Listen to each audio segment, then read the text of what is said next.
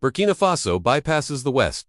A bold cotton deal with Bangladesh signals Africa's rising economic independence in a surprising and historic shift. Burkina Faso has signed a direct trade agreement with Bangladesh to export, often forced to export raw materials at unfavorable prices. This eliminates costly European brokers and allows both countries to retain greater profits. S administration has invested over 78 billion CFA francs profits. The Burkina government is strengthening ties with nations like India, Turkey, Russia, and Cuba that have shown interest in mutual development without the political strings often attached by Western aid institutions. Diplomatic efforts echo the ethos of Pan-Africanism, not just as a political ideal but as a blueprint for real economic infrastructure and continental collaboration. In revitalizing Burkina Faso's agriculture sector, according to government sources and coverage from Al Jazeera, Burkina Faso is building over 5,000 kilometers of roads, annually constructed largely by local workers using solar-powered machinery and locally sourced materials, often characterized by exploitation of resources and geopolitical influence rather than equitable partnerships. However,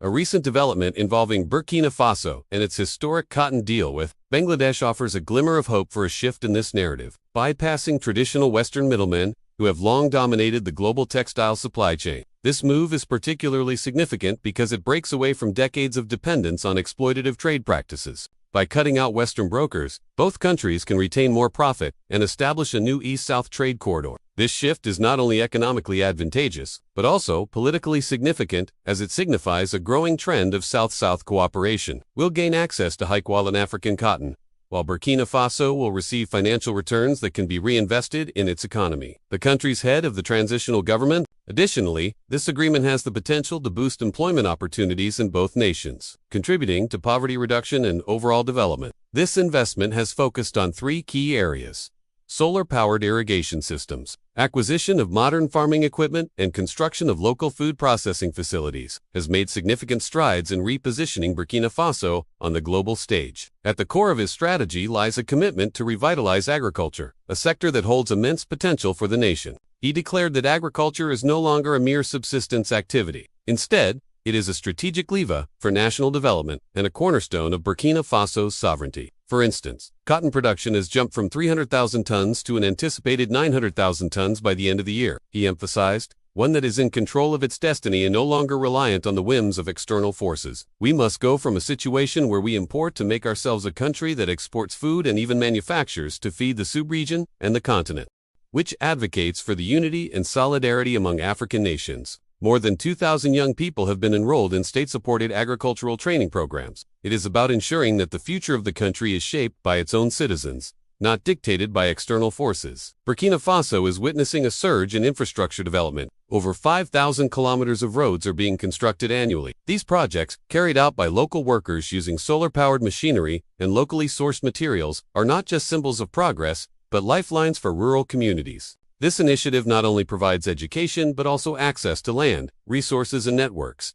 nurturing the next generation of However, in approach, there is a distinct departure from the rhetoric of dependency on Western aid. Similarly, rice production, which was previously around 1.4 million tons, it is a journey that began with a cotton deal, but has blossomed into a vision of self-reliance and shared prosperity, facilitating trade and creating jobs. This focus on local solutions is not a gesture, but a necessity born out of the need for a chapter marked by courage, innovation, and above all, hope. If you enjoyed this video, please remember to hit the like button. And if you haven't already, subscribe to stay updated on our latest content.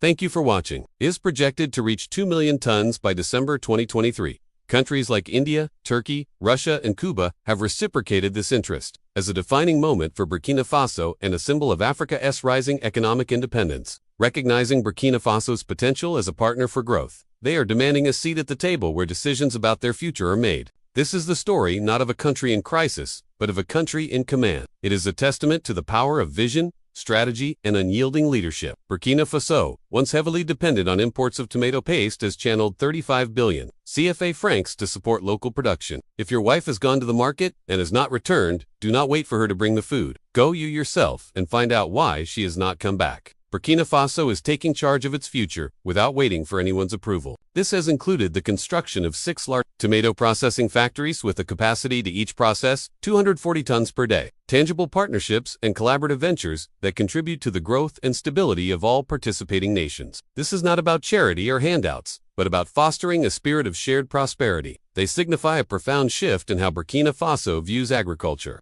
Gone are the days when agriculture was seen as a means of subsistence, fostering self-belief and empowering the people of Burkina Faso to take control of their lives. Today, under Traoré's leadership, it is recognized as a pillar of national sovereignty and a driver of economic growth.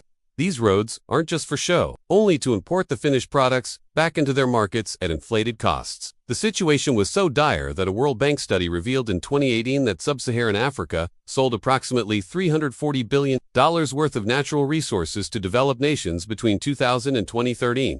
Yet in return, they received only $1.5 trillion in foreign direct investment. This stark contrast highlights the skewed nature of trade that has disadvantaged many African countries, moving towards a future where African voices and needs are prioritized. So what's the story behind this deal, and why does it matter? They're connecting remote farming communities to regional markets, giving rise to new opportunities in commerce and trade. This includes large-scale investments in solar-powered irrigation systems. More than 2,000 young people are currently enrolled in state-supported agricultural training programs. As highlighted by The Diplomat and Reuters, Bangladesh has been actively diversifying its cotton suppliers. In light of these global uncertainties, the deal between Burkina Faso and Bangladesh promises mutual benefits. It's about partnership, pride, and production. Burkina Faso is not waiting for foreign approval anymore. These students are given access to land and encouraged to experiment with new techniques, with the goal of creating the next generation of is positioning Burkina Faso as a sovereign nation determined to take charge of its future not through military power, but through trade,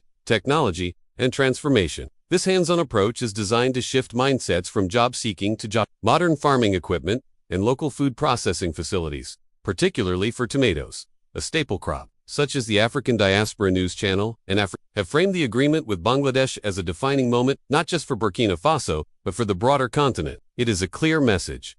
African nations are increasingly refusing to be passive players in the global economy, while establishing a new East-South trade corridor. Emphasized that agriculture is no longer seen as a subsistence activity, but as a pillar of national sovereignty.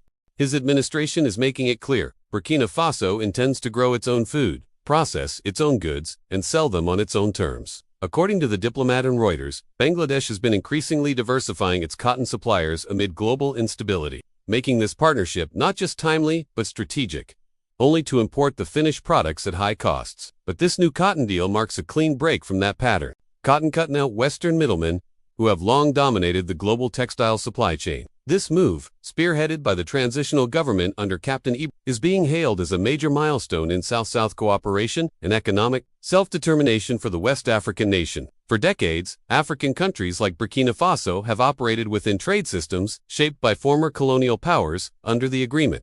Bangladeshi textile manufacturers who power the second-largest garment industry in the world will now source cotton directly from Burkina Faso. More than just a trade deal, the agreement represents a broader economic and political transformation. In a recent speech aired on Radio Diffusion Television, Du Burkina, this pivot toward self-reliance goes beyond cotton. On the ground, the changes are visible. A cornerstone of S strategy is youth empowerment. This isn't about charity, said one government spokesperson. African media outlets, Captain Ibrahim often described by local media as a leader of a new era. This isn't the story of a country in crisis, the story of a country in command. The African continent has historically faced challenges related to its relationship with Western nations. This agreement between these two nations signals a potential change in the way Africa engages with the world. The deal in question involves the direct export of cotton from Burkina Faso to Bangladesh. For instance, in sub-Saharan Africa, countries like Burkina Faso have often been relegated to exporting raw materials at prices dictated by external forces. However, Burkina Faso's new deal with Bangladesh offers a departure from this cycle. The emergence of this partnership comes at a pivotal time, when global instability caused by conflicts and shifting alliances have disrupted traditional supply chains. Bangladesh, known for its thriving garment industry, but the impact of this deal extends beyond immediate economic gains. It reflects a deeper transformation taking place in Burkina Faso under the leadership of Captain Ibrahim. Since his rise to power in September 2022, administration has allocated over 78 billion CFA francs,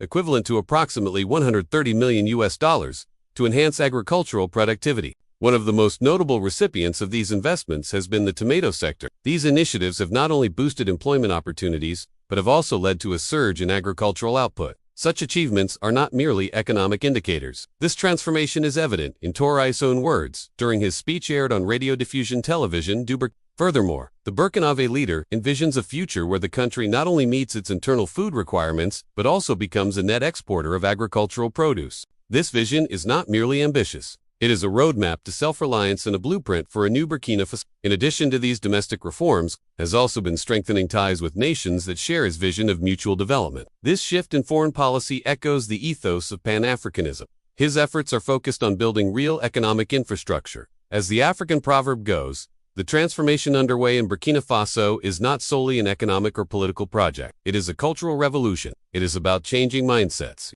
A striking example of this is emphasis on youth empowerment. By investing in the youth, Burkina Faso is not just building a skilled workforce, but also cultivating a sense of ownership and pride. The impact of these initiatives is already being felt across the nation. According to government sources and Al Jazeera's coverage, they are opening up isolated areas. Burkina Faso is demonstrating that development is not a gift to be received, but a challenge to be conquered through education, innovation, and sheer determination. African media outlets like the African Diaspora News Channel and Africanews have been instrumental in amplifying this narrative. They have framed the agreement with Bangladesh. It is a clear message to the world that African nations are no longer content with being passive players in the global economy. In the heart of Burkina Faso, a new spirit is rising, a spirit of entrepreneurship, innovation, and unwavering determination. Under the guidance of Captain Ibrahim, Burkina Faso is charting a new course, one that promises not just survival, but triumph. As the world watches, Burkina Faso is writing a new chapter in its history. And that's all for today.